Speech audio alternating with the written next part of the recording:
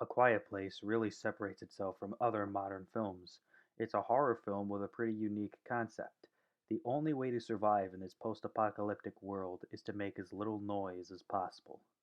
Basically, a group of aliens have taken over the world, and even though they're blind, they have a great sense of hearing. Even the slightest whisper or footstep can attract them. The focus is on a family that lives in an isolated farm, just trying to survive from the horrifying creatures that stalk the earth. In the meantime, they're communicating with each other through sign language, walking around barefoot, and overall, just trying to make very little sound. This concept brings to mind those silent films that used to exist. During that era, the audience didn't hear sound from the film itself. With those types of films, the story was told through the characters' actions, gestures, facial expressions, every nonverbal way to communicate with each other. Unlike those films, in the context of A Quiet Place, they need to use nonverbal communication. The setting forces this in a way you wouldn't see in many other films. Of course, the film provides subtitles so you can understand what the characters are telling each other, just like those dialogue cards you see in silent films. I think it's absolutely perfect that the film's genre was horror for the purpose of allowing a film with little spoken dialogue. It adds a sense of tension and gives us an experience we could have only dreamed of having when sound was first introduced.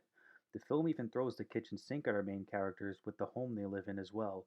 Their home is not a complete haven. The mother steps on a nail, causing her to drop a picture frame. Then, after going through labor, she gives birth in a bathtub, and, well, you know how babies are. So she and her husband have a basement to hide in, and they have the last of only two complete scenes that use audible dialogue. That's another interesting thing about this film. It only uses human voices when it feels necessary to do so.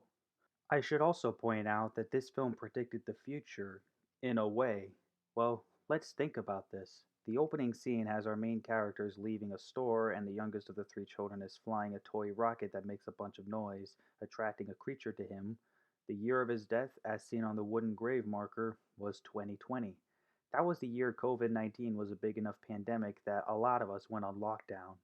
The focus, after the title is revealed, is about a year after the event.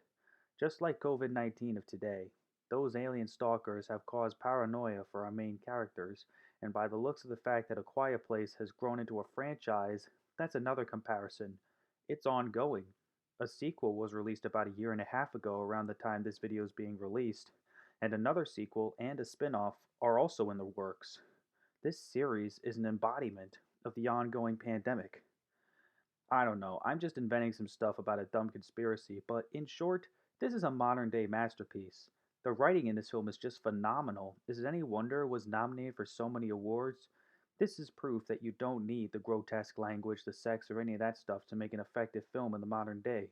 All you need is a certain atmosphere and a premise that keeps your ears perked. That's what director John Krasinski, who also stars in the film alongside his wife Emily Blunt, managed to do.